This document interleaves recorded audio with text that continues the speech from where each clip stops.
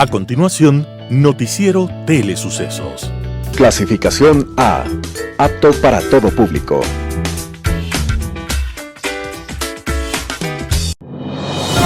Inicie el día bien informado. El mejor noticiero de la mañana informando para usted. Noticiero Telesucesos. Primera parte del noticiero Telesucesos con las noticias más importantes del día. Estimados televidentes, bienvenidos a una emisión más de su noticiero Telesucesos. Un día como hoy. Cuando a mediados del siglo XIX nació en Cuba aquel niño de españoles, su padre, un sargento de severa formación y pobre cultura y escasa fortuna, decidió que tendría que llamarse José Julián. Entonces el pequeño se llamó José Julián Martí Pérez, aunque la historia lo recuerda simplemente como José Martí. Pronto, José Martí descubrió dos poderosas vocaciones. Una fue la palabra y la otra la libertad. Y con ambas, Martí se elevó como un brillante intelectual, traductor, escritor, poeta y revolucionario comprometido con la independencia de Cuba frente a España. Cuando apenas tenía 16 años, publicó un primer artículo llamando a la lucha contra España. La respuesta del gobierno español fue condenarlo a 6 años de prisión. Al recuperar la libertad, buscó apoyo de sus compatriotas residentes en Nueva York. Martí contactó con la poderosa colonia cubana y les pidió ayuda para comprar machetes y otras vituallas de guerra. Pero los resultados fueron los más pobres. Entre los varios millonarios cubanos residentes en los Estados Unidos, solo reunieron $50, que Martí se los devolvió en forma inmediata. Martí continuó en su tarea de intelectual y agitador, y un día como hoy, 17 de septiembre de 1879, el gobierno español lo volvió a detener, acusándolo de conspiración. Cuando el gobierno español le ofreció cambiar la prisión por una declaración de arrepentimiento, Martí gritó: Martí no es vendible. Por eso, recordémoslo cuando nos dijo: En el mundo ha de haber cierta cantidad de decoro. Cuando hay muchos hombres sin decoro, hay siempre otros que tienen en sí el decoro de muchos hombres. Lo mejor de la mañana informando para usted. Titulares. Antes de cumplir 4 meses de gestión, Lasso ajusta su gabinete. Confirman glosa por $8.7 millones a ex funcionario de Petroecuador y a PDVSA. Uno de los países con mayor narcotráfico es Ecuador, dice los Estados Unidos. Ecuador donará 336.000 dosis de la vacuna AstraZeneca a Perú. Cooperativa de taxis denuncia cobro por trámites en el municipio de Quito. Municipio de Quito anuncia acuerdo para evitar embargo de terreno de la Y. En el segmento de opinión, Presupuesto General del Estado 2021. Los editoriales serán de Ramiro Ruiz, La Ley de Oportunidades, José Hernández, Putin acaba de virar a Correa, Hernán Pérez Luz, El Bate, Roberto Aguilar, Pachacutic alberga a 14 correístas, Mario Ponce Lavalle, alcahueteando sin pudor. Noticias del día con Carla Sánchez. Antes de cumplir 4 meses de gestión, Lasso ajusta su gabinete. La primera crisis de gabinete del presidente Guillermo Lasso llegó a los 115 días de gobierno. El equipo, que anunció con entusiasmo incluso antes de llegar al poder, empezó a cambiar esta semana. Las bajas se dieron en 3 sectores: los ministerios de Inclusión Económica y Social (MIES), Agricultura y Ganadería y el Instituto de Seguridad Social (IES), así como en las gobernaciones de Guayas y Azuay. 4 de los 5 funcionarios dijeron que dejaron sus cargos por iniciativa propia. Los nuevos funcionarios se integraron al gobierno el mismo día en el que el movimiento indígena y las centrales sindicales marcharon nuevamente para protestar en contra de las medidas económicas. Además, ahora se espera el inicio de la fase de reactivación económica con la aprobación de reformas legales y del presupuesto general, así como se espera que al haber concluido el plan de vacunación, el Ejecutivo se enfoque en resolver otros problemas apremiantes. Pese a que el presidente Lasso la consideraba una mujer que no necesita presentación y que no había mejor ecuatoriana para erradicar la desnutrición infantil por ser además madre y abuela, Mae Montaño ya no es parte del autodenominado Gobierno del Encuentro. En su carta pública de renuncia, la exministra contó que el secretario de la Administración Pública, Iván Correa, le habría dicho que existe un personalismo de parte en el cargo y que el gobierno requiere recuperar el MIES. Esto porque durante la celebración de los 100 días de gobierno en esa entidad se desplegó una gigantografía con su imagen. El puesto lo ocupará ahora Esteban Bernal, quien dejó la gobernación de Azuay para hacerse cargo del MIES. El funcionario fue legislador y candidato a prefecto por la alianza Creo Participa. Este último movimiento pertenece al actual ministro de Transporte, Marcelo Cabrera. El mismo día de la renuncia de Montaño, el 14 de septiembre, el gobierno tuvo otra baja. El presidente del Consejo Directivo del IES, Jorge Madera, anunció su salida porque la lucha contra la corrupción le empezó a pasar factura. El exfuncionario dijo que hay mafias de vendetta en contra de mi familia y mi persona, y anunció que su reemplazo sería Francisco Cepeda, quien se desempeñaba como gerente general de la Clínica Santa Lucía en Quito. El cambio clave que se dio en el gabinete fue en el Ministerio de Agricultura, que el mismo mandatario calificó como un segundo ministerio de gobierno, por su importancia y complejidad. La ex legisladora de Creo, Tani Vera, tuvo y no pudo con la tarea. Durante semanas su salida fue un secreto a voces, aunque en su carta de despedida la exfuncionaria afirma que cumplió con su objetivo y que llegó el momento de continuar aportando desde otros espacios. Para reemplazar a Bernal en la gobernación de Azuay, llega Matías Abad Merchán, docente e investigador de la Universidad del Azuay y miembro del Consejo Asesor del Ecuador Libre, fundación y cantera del equipo del presidente Lasso. Y para ocupar el vacío dejado por Vicente Tanairo en la gobernación de Guayas, fue posesionado el empresario guayaquileño Pablo Arosemena Marriott, presidente ejecutivo de Proluxes, y Diana Apráez pasa a la Subsecretaría de Planificación de la Secretaría Nacional de Planificación Semplades, para dirigir la unidad del registro social, entidad adscrita a la Secretaría General de la Presidencia y que se encarga de llevar el catastro social. Confirman glosa por 8,7 millones a exfuncionario de Petroecuador y a PDVSA. La Contraloría General confirmó una glosa solidaria por 8,7 millones de dólares para un exfuncionario de la petrolera estatal Petroecuador y para la empresa venezolana de petróleos de Venezuela, PDVSA. La entidad de control no reveló el nombre del funcionario ecuatoriano. La responsabilidad civil se estableció tras un examen especial sobre la ejecución de un convenio de intercambio de crudo y productos petroleros entre ambas empresas. La auditoría fue realizada entre enero del 2013 y diciembre de 2018. El examen especial concluyó que Petroecuador no tomó acciones que permitan analizar alternativas legales en cuanto a la vigencia y finiquito del convenio de intercambio de crudo y productos con la petrolera venezolana. La Contraloría concluyó además que no se adoptaron medidas para la recuperación de los valores adeudados por PDVSA por demorajes y penalizaciones por calidad de los productos hidrocarburíficos. El convenio entre las petroleras fue suscrito el 29 de junio de 2006 y para instrumentos se firmaron 5 contratos. 3 de compraventa para la exportación de petróleo, fuel oil y nafta de bajo octano. 2 para la importación de derivados. Hasta 2013, Petroecuador entregó a PDVSA cargamentos de crudo, fuel oil y nafta de bajo octano para hacer gasolinas y a cambio recibió derivados y productos conforme la necesidad de la petrolera estatal. El examen especial concluyó que durante los embarques de PDVSA se presentaron demorajes, es decir, eventos en los cuales los buques no cumplían las ventanas de carga o descarga, así como penalizaciones por la calidad de los derivados.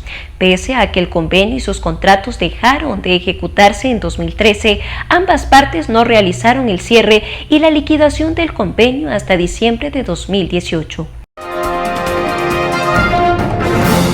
Uno de los países con mayor narcotráfico es Ecuador, dice Estados Unidos.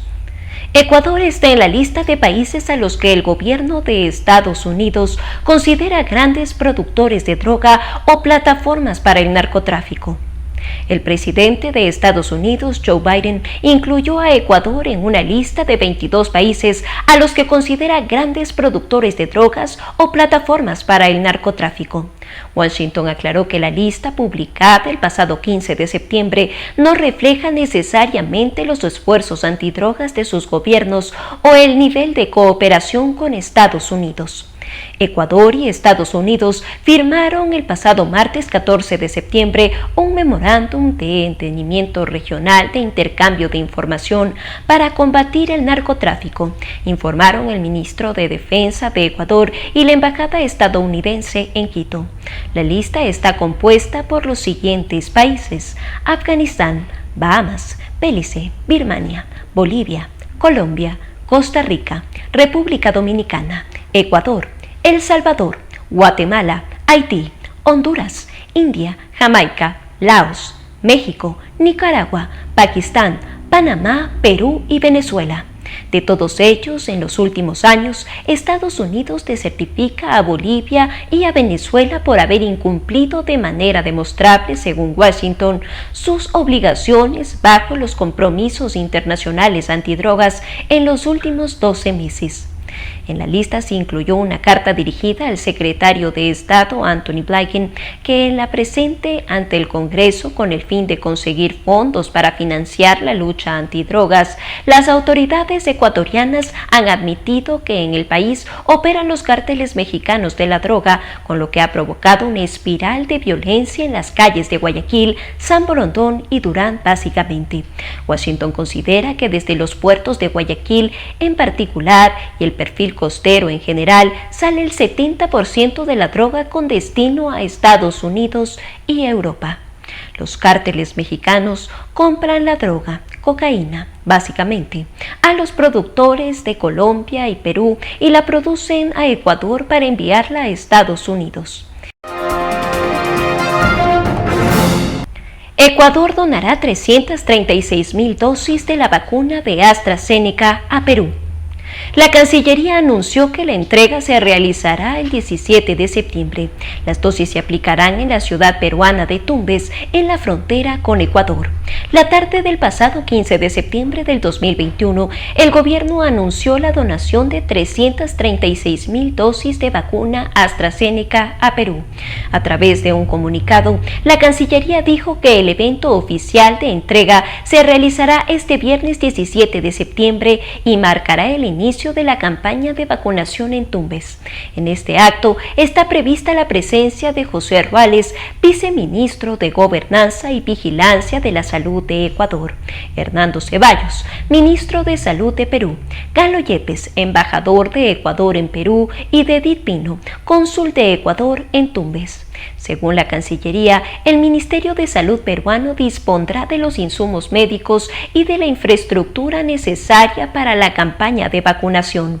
La entidad también resaltó el gran nivel de diálogo y la efectiva coordinación entre las autoridades sanitarias y de los dos países que han permitido la adopción de medidas adecuadas para enfrentar la emergencia por el COVID-19. Cooperativa de taxis denuncia cobro por trámites en el municipio de Quito. La denuncia llegó a través de la Comisión de Movilidad del municipio de Quito. Jorge Lungaña, socio de la cooperativa de taxis Taxi Sangay, denunció a Mauricio Núñez, hermano del concejal Orlando Núñez, y a la actual registradora de la propiedad y ex asesora del concejal Núñez, Janet Lascano, por solicitarle cobros a cambio de los permisos de operación. Durante su intervención, Lungaña aseguró que en noviembre de 2020 un socio nos presentó a unos señores que nos iban a ayudar, al señor Mauricio Núñez y a la doctora Janet Lascano, que nos iban a ayudar en Procuraduría para tener nuestro anhelado permiso de operación.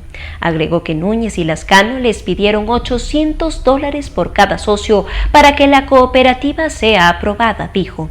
El dirigente continuó: los señores Núñez me pidieron que ayudemos al municipio con unos kits solidarios, con la compra de 10 quintales de arroz, 10 quintales de azúcar y 10 quintales de papas, detalló.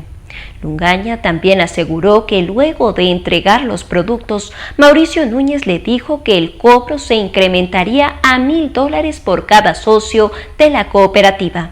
Nosotros le entregamos al señor Mauricio Núñez $5,000 en efectivo. En la segunda parte, mi gerente fallecido le hace una transferencia a Janet Lascano de $5,000, dijo. El denunciante aseguró que tiene testigos y la captura de pantalla de la transferencia y afirmó que la cooperativa aún no cuenta con el permiso de operación.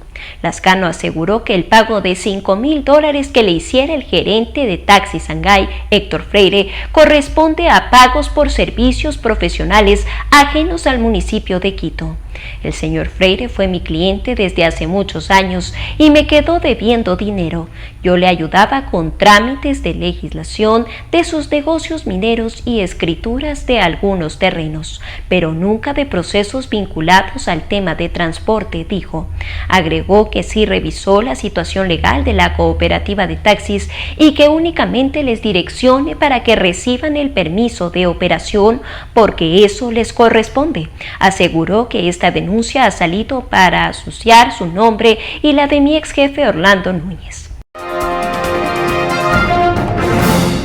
Municipio de Quito anuncia acuerdo para evitar embargo de terreno de la Y. El municipio de Quito anunció la noche del pasado 14 de septiembre de 2021 un acuerdo para evitar el embargo del terreno en el que funcionaba la estación norte del trolebús, ubicado en el sector conocido como La Y. El proceso empezó en 2003, cuando la administración del exalcalde Mauricio Rodas impulsó la construcción del proyecto Solución Vial Guayasamín, que une a la capital con los valles de Tumbaco y Cumbayá. Para que la iniciativa se concrete, el municipio expropió un terreno de 20,000 metros cuadrados, ubicado en el barrio Bolaños. Un primer avalúo estableció que el costo de este predio era de $86,378. Los propietarios del terreno apelaron esa decisión y un segundo peritaje determinó que el costo ascendía a $3 millones. Una orden judicial obligaba a que la empresa de obras públicas MOP pague esa cantidad, pero no lo hizo. El proceso judicial avanzó hasta 2020, cuando un juez decidió que el terreno en el que funcionaba la estación norte del trolebús sea embargado para garantizar el pago de los $3 millones.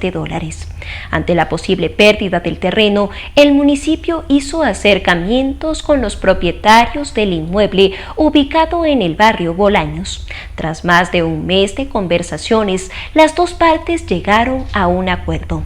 Germán Hidrobo, abogado de los propietarios del terreno ubicado en el barrio Bolaños, explicó que el municipio ya hizo un pago del 40% del valor del terreno y otro 60% se hará hasta el 20 de octubre de 2021, dijo.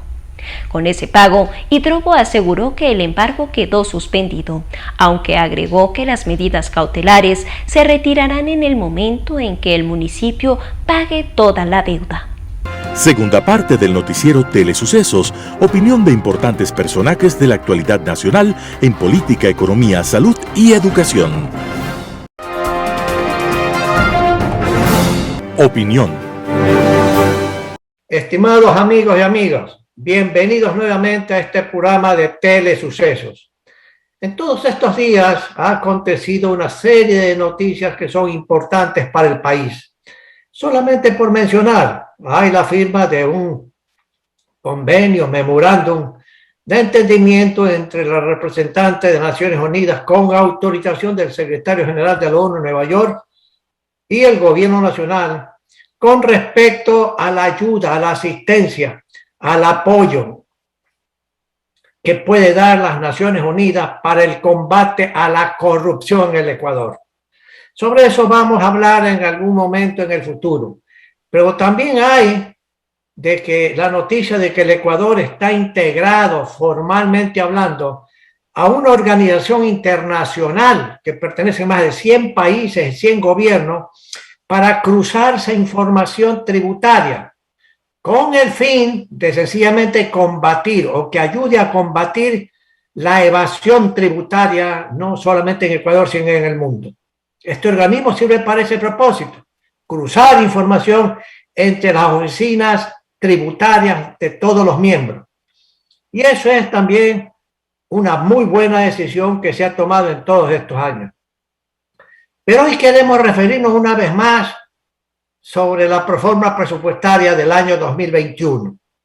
El tiempo se le acaba a la Asamblea Nacional para tomar una decisión sobre el particular. Lo lógico, lo más natural sería que el plenario de la Asamblea Nacional en estos días que tiene que reunirse acoja íntegramente lo enviado por el señor presidente, independientemente de las críticas que ha habido. ¿Por qué? Porque sencillamente es un presupuesto presentado, es una especie de continuación de lo que se ha estado manejando en el gobierno anterior. Septiembre se fue y va a quedar solamente octubre, noviembre, diciembre. De tal manera que el presupuesto recibido por el presidente Guillermo Lasso Mendoza, que se posicionó el 24 de mayo, es el presupuesto anterior y naturalmente no contiene todos los elementos y las obras de política pública, políticas públicas que el gobierno actual quiere formular. Hay que tener paciencia para esperar el envío por parte del señor presidente de la proforma del año 2022, como el envío del plan de desarrollo, que entiendo que ya casi está terminado, de su aprobación por parte del presidente, igual que el nuevo plan cuatrianual. Allí es donde habrá que analizar detenidamente, no solamente la Asamblea Nacional, sino los empresarios, los economistas, los abogados, todos los gremios, los sindicalistas, los jubilados, etcétera, para saber qué contiene. Un presupuesto del Estado, no solamente en Ecuador, sino en todas partes del mundo, necesita que exista. A través de un presupuesto los gobiernos se guían. Y declaraciones que hay una serie de personas en la Asamblea que dicen no vamos a aprobar nada del gobierno, no tiene sentido. Realmente son declaraciones totalmente irresponsables. Se necesita por parte del gobierno nacional un presupuesto, ¿sí?, que no contenga toda la política pública del gobierno, porque en definitiva, pues, vuelvo a repetir, un presupuesto que viene del gobierno anterior, sencillamente no creo que haya razón suficiente para negar ese presupuesto. Se necesita esa aprobación. Y lo que la Asamblea Nacional debe hacer, sencillamente es, en el plenario que tienen que votar, en un momento dado, aprobar una serie de reformas y enviarlo al presidente para que analice las reformas que la Asamblea Nacional en sus facultades decide. Y el gobierno decidirá si eso es razonable o no es razonable.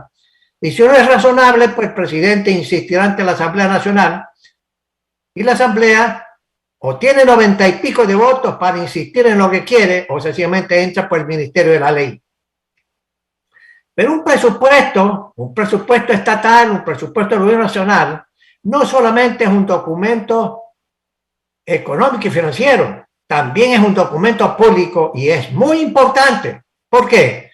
Porque ahí está insertada toda la política pública de un gobierno para el futuro. Ahí está, por ejemplo, si va a reducir el tamaño del Estado o no, el número de empleados públicos que va a tener el día de mañana, si, por ejemplo, va a asignar más recursos para educación, para salud, va a fortalecer con más recursos financieros a la justicia, a la Fiscalía General del Estado, a las Fuerzas Armadas y a la Policía Nacional en materia de gasto corriente o lo que le llaman gasto permanente. Pero también ahí está la inversión pública. ¿Qué carreteras va a hacer el gobierno o qué carreteras a su vez está terminando heredado del gobierno anterior? Ahí está entonces toda la política pública, la política social, la política de obras públicas. Entonces, por eso es un documento realmente importante. Y la Asamblea Nacional debe decidir. Y ojalá acojan las sugerencias que me he permitido dar. Hay que esperar el próximo mes que tiene el presidente de la República que enviar la proforma presupuestaria del año 2022. Y también tiene que enviar el Plan Nacional de Desarrollo y el nuevo Plan Plurianual. Ahí hay que hacer el análisis correspondiente. Pero no sería votos razonables de que la Asamblea Nacional mañana quiera pues una cosa absurda, devolver el presupuesto del Estado al gobierno nacional. Los asambleístas son elegidos, por todos los ecuatorianos son elegidos para que actúen responsablemente, en función naturalmente, en función de quién, de los votantes. Los jefes de los asambleístas, de los miembros del Congreso Nacional, no son sus partidos políticos. Los jefes son los votantes. Nosotros que votamos por ustedes, nosotros somos los que decidimos, no los partidos políticos. Los partidos políticos que han fracasado en el Ecuador tendrán que rescatar su prestigio, porque los partidos políticos se crearon en el sistema democrático sencillamente para que sirvan de intermediarios, por decirlo así, entre el ciudadano y el poder, ¿sí? Pero tienen que hacerlo pues, en forma razonable, en forma inteligente y en forma honorable. Vean ustedes lo que la información pública, el 25% de los asambleístas tienen glosas de la Contraloría General del Estado. ¿Y eso qué implica? Serios problemas, que en un momento dado, dependiendo de las circunstancias, pueden ser sencillamente pues ingresos que tuvieron, etcétera, etcétera, etcétera, o firmaron documentos en forma ilegal, inmoral, etcétera. Y la Contraloría tiene que dar todo eso para que se investigue.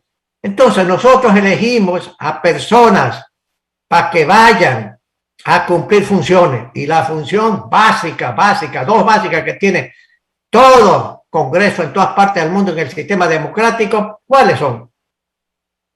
Legislar, aprobar leyes en función de las necesidades de la sociedad, de los habitantes, de los ciudadanos. Pero también hay que tener presente que deben ser leyes en el campo económico y financiero que tengan financiamiento. No puede haber responsabilidad de un Congreso en ninguna parte del mundo que aprueben, por ejemplo, aumento de sueldos y salarios, aumento del gasto público sin financiamiento, o hagas esta obra sin financiamiento. Eso tampoco es posible. No es sensato y además es inconstitucional e inmoral. Pero también es para la función de fiscalizar, con el objetivo de evitar abusos del poder, abusos de un otro ministro de Estado y aún de un presidente de la República que en el pasado sencillamente han tenido que salir del poder porque se han portado irremediablemente mal, además de haber hecho una serie de cosas que rayan contra los principios de la ética y de la moral. De tal manera, amigos, que sencillamente ese presupuesto general del Estado, esa proforma presentada por el gobierno, yo honestamente espero, vuelvo a repetir, que sea acogida íntegramente y que nos alistemos todos, asambleístas y no asambleístas y ciudadanos, para chequear la nueva proforma el año que viene. Y ahí sí, decirle al gobierno, ¿dónde están todo lo que tú has prometido? ¿En qué parte de esa proforma está todo lo que tú indicaste con respecto a educación? Ya no solamente vacunación, sino también en términos de obras públicas. Ahí debe estar sencillamente todas las intenciones y los planes que el presidente de la República prometió, no solamente en campaña, sino solamente en los primeros días y en los primeros meses del ejercicio del poder. Entonces, amigos y amigas, hay que tener un poquito de paciencia. No se puede dar la guerra, así por decirlo así, al gobierno nacional y al señor presidente. La democracia existen, se fortalecen las democracias cuando hay demócratas que defienden el sistema. Pero cuando una serie de personas y una serie de partidos quieren destruir al otro partido o quieren destruir al gobierno, sencillamente el sistema democrático está en peligro. El sistema democrático tiene amenazas serias y eso no puede ser. No puede ser. Vuelvo a insistir que los miembros de la Asamblea Nacional no son elegidos por los partidos, van elegidos por nosotros los ciudadanos. Los partidos lo que hacen es seleccionar para que se presenten en las listas, en las candidaturas. Pero aún así, los partidos políticos deben saber exactamente quiénes van a decidir que integren las listas de cada uno de sus partidos. Porque no pueden poner gente incompetente, gente irresponsable, gente que no goza de honor. No, esos hombres que están en las listas que ponen los partidos para que intervengan en un proceso electoral y que luego vayan a alimentar a la Asamblea Nacional o a los Congresos Nacionales, tienen que ser gente preparada, gente competente, gente honorable. Distinguidos amigos, así están las cosas, de tal manera que no se puede entrar a una guerra entre la Asamblea Nacional y el Poder Ejecutivo. No, se necesita sentarse, conversar, dialogar civilizadamente. Y las dos partes tienen que ceder. Las dos partes, asambleístas y el Poder Ejecutivo, para llegar a acuerdos razonables para el país. Fíjense lo que está pasando en la mesa de negociación con los transportistas y el gobierno nacional. Están llegando a acuerdos, se siguen reuniendo y ya han avanzado en una serie de puntos. Y va a haber compensación que se está decidiendo en la mesa de diálogo entre los representantes del transporte pesado y liviano y representantes del gobierno nacional. Eso es un ejemplo de qué es lo que hay que hacer en otra serie de áreas. El presupuesto general del Estado es uno de ellos, pero también una serie de proyectos de leyes que el gobierno está preparando, como la próxima reforma tributaria, que es un tema que vamos a tratar en un otro momento en este programa. Reforma tributaria que es indispensable y necesaria. Y no solamente es un tema sencillamente de reforma tributaria a nivel del gobierno central. La nueva reforma tributaria tiene que incorporar también todos los ingresos y gastos que tiene que sencillamente están a cargo, perdóneme, de los municipios, de los consejos provinciales, de la junta parroquial, que es lo que se llaman los GATS, ¿sí? Pero también se está preparando y se asume que a fin de este mes podrá ir un proyecto de ley que tiene que ver con el mercado laboral. Hay 5.7 millones de personas que no trabajan, están en desempleo total y absoluto, o sencillamente porque no trabajan 40 horas a la semana ni 5 días a la semana. O sea, no tienen lo que se llama el empleo adecuado, sino que tienen un empleo parcial de un día a la semana, de 20 días en el mes. Empleo no adecuado, como varias veces hemos dicho. Empleo adecuado es aquel que trabaja 5 días, 8 horas diarias con $400 al mes del salario mínimo. Ese es empleo adecuado. Todo el resto es empleo inadecuado y el desempleo total y absoluto. Y esto es un problema serio. No es un problema solo serio del mercado laboral, es un problema de tipo social y político. 5.7 millones de ecuatorianos. Imagínense, si somos 17.5 millones de ecuatorianos como población total, imagínense lo que esto significa. Este es un problema serio. Una serie de familias no tienen empleo y la pregunta es, tanto para el hombre como la mujer en la familia, ¿cómo alimentan a los hijos? La mejor forma de combatir la pobreza, la miseria, no es la única, pero una de las más importantes es que haya empleo adecuado. Que haya empleo adecuado, ganando por lo menos los $400 mensuales, ¿sí? Y para eso se necesita también que la economía crezca. Si la economía crece 2-3% anual, no creará empleo suficiente, estimados amigos. Por ello, un tema que mañana también vamos a debatir es el mercado laboral y la reforma tributaria. Hasta la próxima semana, estimados y queridos amigos. Editorial. La ley de oportunidades, por Ramiro Ruiz. En una entrevista de televisión, el presidente Guillermo Lasso explicó la posibilidad de una reforma legal al Código del Trabajo que presentará a la Asamblea. Si los asambleístas no apoyan con la aprobación, entonces acudirá a una consulta popular. Dijo lo siguiente: si vemos con bifocalidad a estos dos Ecuador, de los 3, 30%, la mayoría que tiene empleo, y de los 7, 70%, la gran mayoría que no tiene empleo, pues podemos convivir con dos leyes. 1. El Código del Trabajo, que no va a ser reformado, que protege los derechos laborales adquiridos por los que tienen empleo formal, y este nuevo código flexible que va a dar oportunidades a los que no tienen empleos. El 30% de personas sin trabajo es una expresión general escrita en papel o en Internet. Sin embargo, presenta un caso concreto, definido y triste del personal de salud. Mariana es joven, médica, explica su experiencia. Me gradué hace 3 años. Trabajé en la rural en la frontera norte, a 90 kilómetros al noroccidente de la ciudad de Tulcán. Después trabajé en Quito. Terminó el contrato. En la pandemia no tuve oportunidades. Decidí estudiar en línea un posgrado en la Universidad de Barcelona. Conseguí un préstamo. Ahora necesito trabajar para ejercer mi profesión y pagar la deuda. Seguiré luchando. Si no lo hago, caeré en la depresión, dice la doctora. Me llamaron por teléfono a una entrevista en un centro de salud de Armenia, al noroccidente de Quito. Cobran $8 por paciente y al médico le pagan el 40%, es decir, $3,20. Con ese dinero, María no puede pagar alimentación, vivienda, transporte y el préstamo. Estudió medicina, más un posgrado para ganar $3. A un maestro albañil le pagaban $50, $6,25 la hora. Decepciona la realidad ecuatoriana de miles de médicos sin trabajo. Juan Balando, en su libro Identidad y Formas de lo Ecuatoriano, afirma que la economía, la globalización de la comunicación y aún la pobreza nos hace soñar en migrar, en escapar, en vivir en cualquier otro país menos en el nuestro.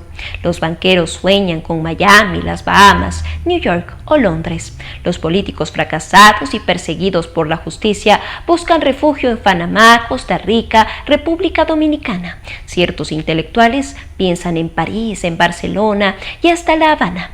Los jóvenes que desean estudiar en la Argentina. Los médicos buscan un puesto de trabajo en Chile. Los pobres, aquellos que no tienen ocupación, venden todo lo que tienen y arriesgan su vida por llegar a Estados Unidos, España o Italia. El talento humano en salud alimenta las filas de migrantes. Se descubre el problema de la falta de trabajo cuando las instituciones comienzan a tener problemas para llenar vacantes o se conoce que los médicos ecuatorianos están ejerciendo en otros países. Las enfermeras son cotizadas en Italia, Canadá, etc. Desafortunadamente, el país no brinda estímulos para los profesionales de la salud. El Ministerio de Salud contrata a extranjeros cuando necesitan trabajar los ecuatorianos. La mayoría son de Venezuela y Cuba. También hay de Colombia, Nicaragua, El Salvador y Nueva Guinea. En abril, Salud informó que vincularía a 700 médicos nacionales o extranjeros para combatir el virus. De entre 2000 y 2018, el número de médicos y odontólogos mantienen una tendencia creciente, aunque insuficiente. El ministerio reporta 29.604 médicos, 3.805 enfermeras y 3,12 odontólogos por cada 10.000 habitantes. Por cada 10.000 habitantes, el promedio de otros profesionales de la salud fue del 0,93% psicólogos, 14,54 enfermeras, 1,35 obstetres, 10,9 auxiliares es de enfermería. María y miles de médicos jóvenes no tienen trabajo porque el sistema de salud ha fracasado. Si los médicos no consiguen dinero para salir del país, algunos han optado por abrir consultorios con préstamos de los bancos. Otros sustituyen a otros médicos en los turnos de los hospitales. Un gran número han dejado la profesión y se han endeudado para comprar un taxi. Tal vez la aplicación de una ley de oportunidades cambie esta situación. En estos momentos el gobierno debe liberarse de la dependencia perniciosa de la Asamblea. Hay otras posibilidades de solucionar los problemas. Ecuador y otros países de la región necesitan superar el déficit de profesionales y sobre todo cambiar el sistema de la salud. Por Ramiro Ruiz. Putin acaba de virar a Correa. José Hernández, 4 pelagatos. El gobierno ruso tiene un enorme sentido de la oportunidad. Su canal de noticias Russia Today ha prescindido de los servicios de Rafael Correa, que ganaba 16.000 euros y desde el 1 de marzo de 2018 tenía un programa de entrevistas conversando con Correa. ¿Tiene esto que ver con la política que ha seguido Guillermo Lasso en relación con el Estado ruso? No hay cómo descartarlo. El presidente ha procedido con un enorme pragmatismo en política exterior. Se nota sobre todo en el manejo de la pandemia. Desde antes de posesionarse dijo que se iba a dedicar a la diplomacia de las vacunas. Sobreentendido, las pensaba comprar a quien quisiera venderlas. Rusia estuvo entre los primeros países contactados y, de hecho, el Ejecutivo pactó una reunión telefónica con Vladimir Putin que, por lo que se sabe, tardó semanas en realizarse. En los hechos, Rusia, como también la China, ha sido solicitada para instalar un laboratorio de producción de vacunas en Ecuador. Es evidente que Guillermo Lasso no maneja las relaciones internacionales guiado por un manual ideológico. Estados Unidos, Rusia, China, Europa, cada uno está en su agenda por diversos motivos. En Moscú, la apertura mostrada por Lasso debió haber pesado y se debió producir en una decisión que se tradujo en tener mejores y buenas relaciones con el gobierno entrante de Ecuador que pagar como agente de propaganda a un expresidente que, además de tener el sol a las espaldas, está condenado y es un prófugo de la justicia. Ese control de daños, huelga decirlo, milita a favor del gobierno de Guillermo Lasso. Correa no solo pierde un trabajo que, bajo las sospechas de corrupción que lo atenazan, le ayudaba a justificar ingresos mensuales nada despreciables, pierde una vitrina internacional que le permitía adherir a la estrategia rusa en pleno replanteamiento, al parecer, orientada a desprestigiar y deslegitimar a Occidente, a sus instituciones y al sistema democrático. Correa contribuyó gustoso a esa tarea en sus entrevistas en las cuales le resultaba inevitable hablar de él, de sus pergaminos, de sus grandes teorías, de su gran obra, de su superioridad moral. En definitiva, de él, porque Correa es eso, un ego con piernas. Lo hizo con sus pares, algunos francamente impresentables, como Nicolás Maduro, Cristina Fernández de Kirchner, Ernesto Samper, Gustavo Petro o Pablo Iglesias. Lo hizo con algunos intelectuales torpes, como suele ser la izquierda estadounidense, que no sabe cómo administrar la mala conciencia, tipo Noam Chomsky u Oliver Stone. Lo hizo hasta con Beppe Grillo, un comediante italiano que fundó en 2009 un movimiento iconoclasta, 5 estrellas, que se volvió esencial en la política italiana y que ha tenido posiciones contradictorias y es el reverso del reaccionario empedernido que resultó ser Correa. Grillo ha sido el terror del statu quo italiano de derecha como de izquierda. Correa pierde sobre todo a un aliado. Ser un agente ideológico de Rusia y tener tras de sí al canal oficial internacional de ese gobierno le permitía sentirse uno de los mimados de una comunidad mundial claramente definida. Victoria Vorontsova, directora de Russia Today en español, y Margarita Simonian, directora del grupo RT, habían expresado en 2018 su enorme orgullo y satisfacción de que Correa se una a su equipo. El viento favorable al expresidente ha cesado. Y es un hecho político porque Correa era para RT el primer expresidente en su plantilla, el expresidente que había dado asilo a Assange en la embajada ecuatoriana en Londres, el expresidente al que le dedicaron algunas entrevistas durante su mandato y un programa Un Día Con, producido por Eva Gollinger, una abogada y activista del chavismo que luego rompió con Maduro y Diosdado Cabello.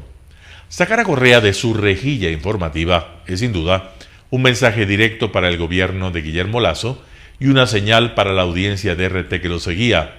Moscú no sigue patrones ideológicos en sus relaciones internacionales y no colaborará en los esfuerzos de Correa para desprestigiar y desestabilizar al gobierno ecuatoriano. Este mensaje le llegó con 16.000 euros menos al mes. José Hernández, 4 Pelagatos. El bate, por Hernán Pérez Luz de El Universo. Terminados los primeros 100 días de su mandato, las mafias políticas lo están esperando al presidente Lasso con un bate para caerle a la vuelta de la esquina. Estas mafias no le perdonan el éxito que ha tenido el plan de vacunación. ¿Cuánto hubiesen deseado que dicho plan fracase y que se vea envuelto en corrupción? Miran con sospecha su creciente popularidad. Ven con recelo las encuestas que han detectado que hay mucho optimismo en los ciudadanos con respecto al futuro. Les disgusta ese estilo presidencial de un administrador ejecutivo con una dosis de tolerancia ideológica. Y para colmo, se ha atrevido a hablar de una consulta popular para que el pueblo que no tuvo la oportunidad de votar a la Asamblea en la segunda vuelta presidencial dirima de qué lado está en la guerra total que han anunciado. A nuestras mafias criollas les angustia esta definición, esta suerte de tercera vuelta, pues va contra sus planes. Sus planes son los de siempre: mantener al Ecuador presa de inmovilismo, condenando un bloqueo y no dejarlo avanzar. Ya sean de izquierda o de derecha, el Ecuador que esta gente imagina es siempre un Ecuador encerrado en un laberinto de contradicciones, atascamientos, insultos y vacíos. En su espina, mediocridad y corrupción. El Ecuador de ellos es simplemente una oportunidad para hacerse ricos, para tener un ritmo de vida incompatible con sus declaraciones de impuestos, así como para saciar su narcisismo dándoselas de intelectuales, patriotas y redentores, dignos candidatos para estatuas, biografías y murales que inmortalicen sus rostros y oculten sus delitos. Por eso lo están esperando con un bate al presidente Lasso en el Ecuador de las mafias. Los que pierden las elecciones están habituados a gobernar en parcelas y de forma soterrada. Por parciales se les ha integrado la educación pública, las aduanas, los hospitales, la seguridad social, la Contraloría y los demás vivos, el Poder Judicial. Y de forma soterrada decimos porque ninguno quiere dar la cara de que está explotando una parcela del poder, sino que se hacen pasar por opositores y así llegar vírgenes y puros a la siguiente elección. Para entonces repetir nuevamente el mismo libreto: chantaje, bloqueo y reparto. Ese es el PayPal en el que tanto se deleitan la mayoría de nuestros políticos. ¿Qué país en el mundo podría avanzar con un sistema político como el nuestro, donde el bloqueo es su mayor trofeo y el inmovilismo su mejor conquista? ¿Qué sociedad podría prosperar con una élite política perversa, donde buena parte de sus miembros están presos, engrilleteados, prófugos o glosados por la Contraloría por el mal manejo de fondos públicos? Por eso es por lo que las mafias lo están esperando con un bate a Lasso para caerle encima. Quieren que Lasso aterrice y que se olvide de consultas, referéndums o muertes cruzadas, que se olvide de reformar el sistema político o el régimen laboral o el económico, que aprenda cuáles son las reglas del juego, que entienda que en el Ecuador de las mafias el pueblo solo sirve para votar cada 4 años, para que entre en la cabeza que a pesar de haber sido elegido por la mayoría absoluta de votos, él no es sino una marioneta más de ese gran burdel al que han convertido a nuestro país, un burdel donde robar es la suprema virtud. Por Hernán Pérez Luz de El Universo. Pachacutic alberga a 14 correístas. Roberto Aguilar, El Expreso. La censura y la destitución del defensor del pueblo, Freddy Carrión, se resolvió la noche del martes a último minuto. Cuando empezó la votación, alrededor de la medianoche, tras una interminable y aburridora sesión que arrancó poco después de las 8 de la mañana, la suerte del funcionario todavía era de pronóstico reservado. Todo dependía de lo que hiciera Pachacutic. Oficialmente, el partido había emitido un comunicado en el que se pronunciaba a favor de la censura. Faltaba más: uno de los interpelantes, Ricardo Vanegas, era miembro de su bancada. Sin embargo, ya en la práctica y una vez iniciado el debate, Salvador Quispe, el más correísta de los legisladores de Pachacutic, más correísta, de hecho, que algunos correístas, llamó a defender al funcionario. No vamos a votar en contra de nuestra lucha, dijo. Aquí está claro, este juicio político es por el informe donde se incluyen delitos de lesa humanidad al gobierno anterior. Se refería al delirante informe sobre los hechos de octubre de 2019, en el que Freddy Carrión hizo sus mejores esfuerzos por justificar la tentativa de golpe de Estado. En cuanto terminó de hablar, el correísmo en pleno se volcó hacia su escaño para felicitarlo. Quispe no había estrechado tantas manos correístas desde que lo arrastraron por las calles de Quito. Los esfuerzos del dirigente indígena, exprefecto de Zamora Chinchipe y uno de los legisladores más glosados de la Asamblea Nacional, ¿por qué no hablan de las glosas de los otros?, se quejó este martes, resultaron insuficientes. Solo logró voltear a 14 de los suyos, poco más de la mitad de la bancada de hecho, pero no le alcanzó. Lo que sí lograron él y el resto de defensores de Carrión fue volver a aterrizar el tema de octubre de 2019 en el debate público nacional, justo cuando el presidente de la CONAIE, Leonidas Issa, amenaza con repetir. Quispe y Yajaira Urrestra, la fervorosa izquierdista a quien el correísmo llevó a la asamblea con la credencial de ser una de las víctimas de octubre, perdió un ojo por el impacto de una bomba lacrimógena disparada a quemarropa, fueron las cabezas visibles de esta estrategia. Una extraña operación en la que los escándalos protagonizados por el defensor del pueblo, su violación del toque de queda, su violenta borrachera, su uso indebido de bienes públicos, el video en el que se lo ve agrediendo a una mujer y la acusación de abuso sexual que lo mantienen en prisión, todo eso, que era materia del juicio político, desapareció misteriosamente en nombre de un informe que el correísmo y los correístas de la bancada de Pachacutic, ahora sabemos que son 14, consideran suyo. ¿Cómo se consigue cambiar de tema tan radicalmente? A Urresta le basta con el sinsentido de sus estructuras gramaticales. El juicio político, dice ella, hace referencia a violaciones de orden ético que nada tienen que ver con las funciones que tiene el defensor del pueblo y sobre estas obligaciones hacer burla, cháchara del informe de justicia y de verdad en donde múltiples nombres se mencionan. Lo único claro de ese fárrago es que el defensor del pueblo, según la correísta, no tiene obligaciones éticas. Más articulado, Quispe configura un caso de conspiración política. ¿Vamos a echar a la hoguera a un defensor del pueblo por usar un carro oficial en un día no permitido?, se pregunta. Por lo demás, es el argumento mismo del acusado. En las 3 horas que estuvo para defenderse, Freddy Carrión desestimó el peso de las acusaciones, tan solo comparándolas con los que él considera enormes logros de su gestión. Despachó una no solicitada rendición de cuentas en la cual cargó las tintas en todas las actividades en favor de la igualdad de género, omitiendo la orden de amparo en su contra obtenida años atrás por su propia esposa, probable antecedente directo de este nuevo caso de violencia machista por el que se le juzga, y Carrión se pintó como un perfecto defensor de las mujeres. Y en el tiempo que le restó, que fue mucho, habló de octubre. Desplumó a Lenín Moreno por represor fascista y por corrupto. Dijo exactamente lo que el correísmo quería oír y optó por la más original de las defensas. Se declaró perseguido político.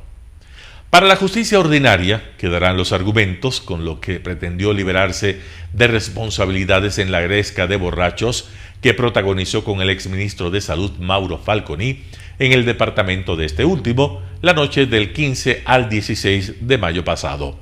Si bebió 2 copas de vino o 2 botellas de whisky, si comió o no alitas de pollo envenenadas, si violó o no el toque de queda por la emergencia sanitaria, si acudió a esa cita en auto oficial y acompañado de la escolta que le pagan los contribuyentes para recibir una denuncia de corrupción relacionada con la administración de las vacunas o para pagarse los tragos, si abusó sexualmente de la esposa de Falconi, tal como ella le acusa, o si hubo un misterioso agresor que nadie vio y no fue registrado por las cámaras.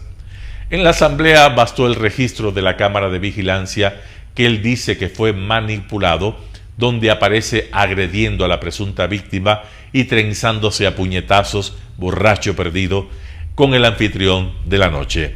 A Gabriela yo le creo, zanjó la vicepresidenta de la Comisión de Fiscalización, Ana Belén Cordero. El caso se resolvió entre estas dos posturas, quienes consideraban que Freddy Carrión carece de la solvencia ética que exige el cargo de defensor del pueblo, 75 legisladores en total, y quienes plantearon que por haber firmado el informe sobre octubre de 2019, en el que se acusa a Lenín Moreno de crímenes de lesa humanidad, a Carrión se le puede perdonar todo, violencia machista incluida, entre ellos 47 correístas de UNES y 14 correístas de Pachacutic. Roberto Aguilar, El Expreso. Alcahuete ando sin pudor. Por Mauricio Ponce Lavalle de La Nación. Por la plata baila el perro, por el oro perro y perra. Dice así el sabio refrán que deja en evidencia a todos aquellos que escasean de moral, de principios y valores para guiar sus pasos en la vida, seres fáciles de sucumbir a la tentación de lo fácil y que vendiendo su conciencia por un mendrugo de pan o por un puñado de monedas similares a aquellas con las que Judas vendió a Cristo, se entregan en prioridad a algún oscuro personaje que supo llegar al precio de sus consecuencias y su ínfima decencia. Se ha vuelto algo común en nuestro país ver continuamente este tipo de sujetos, políticos que sin la menor vergüenza ni pudor actúan en contra a lo que ayer vociferaron. Lo hacen junto a otros más avesados e impúdicos que la entrada que alinearon en el camino de la corrupción, aceptando cualquier derecho de piso que otro corrupto infeliz está dispuesto a pagar para luego recabar con creces su inversión, robando a manos llenas al tanto Estado que poco hace para evitarlo. Estos engendros se llenan la boca hablando una fluida arenga sobre el primer poder del Estado sin siquiera entender lo que aquello significa, pues su arenga, aprendida delante de un espejo cual autómatas, carece de aquella sustancia que da sentido real a las cosas, el honor en el actuar y la verdad en los hechos, respecto de su mandante, el ciudadano, que les entregó sus dosis para decidir sobre el destino de la patria. En aquel recinto, otrora digno espacio receptor de mentes estudiantes y privilegiadas, a la par de límpidas en su odor, hoy reina aquella mediocridad y desvergüenza maloliente que ha desplazado al patriotismo y la sabiduría, y muchos perros y perras ávidos y jadeantes de bailar por ese oro. Esperan impacientes las notas para consumar el alcahueteo a cocos y barrachines pegadores de mujeres a cuenta de ser el defensor del pueblo o la vicepresidenta del primer poder del Estado. Así en minúsculas, cuando se trata de esta escoria, eso sí, llámenlos cuando haya para llenarse la posada, hablando de feminismo, de igualdad generacional y de erradicar la violencia hacia la mujer. Ahí no importará que las pruebas de los delitos sean absolutamente claras y contundentes. Cintas magníficas, capturadas de pantallas y videos de un ebrio golpeando a mujeres mientras quiebra la ley seca y el horario que todos estuvimos obligados a guardar. Eso no es suficiente para estos parias que tienen que pensar en el cómo alcahuetean al poco hombre y cómo alcahuetearon ya a lo poco bella y digna aceptadora de diezmos ilegales. ¿Cuál será el medrungo que van o a las 30 monedas que justifiquen tal vergüenza? Tranquilos, que pronto lo sabremos.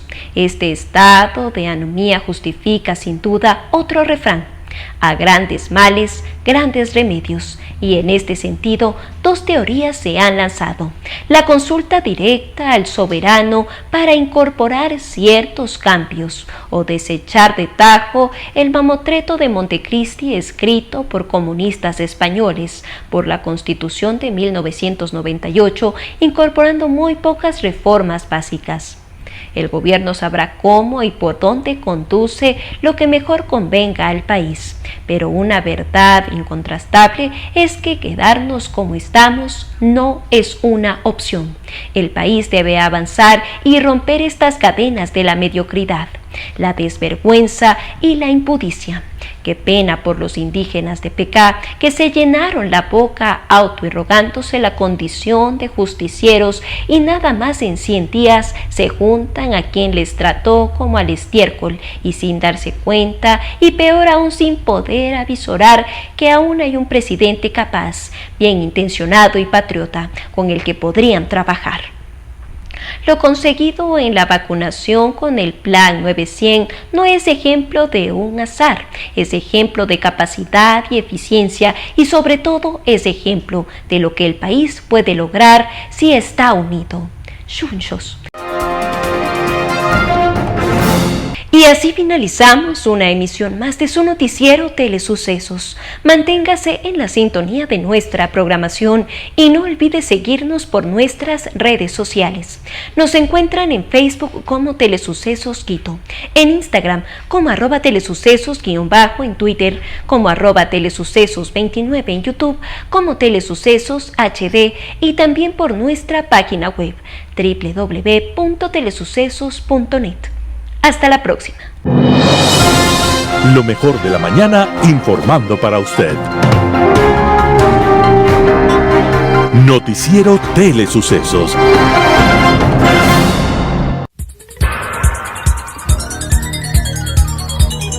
Las opiniones vertidas en este espacio por la producción y dirección del programa son de exclusiva responsabilidad de sus autores y de quienes intervienen en ellos.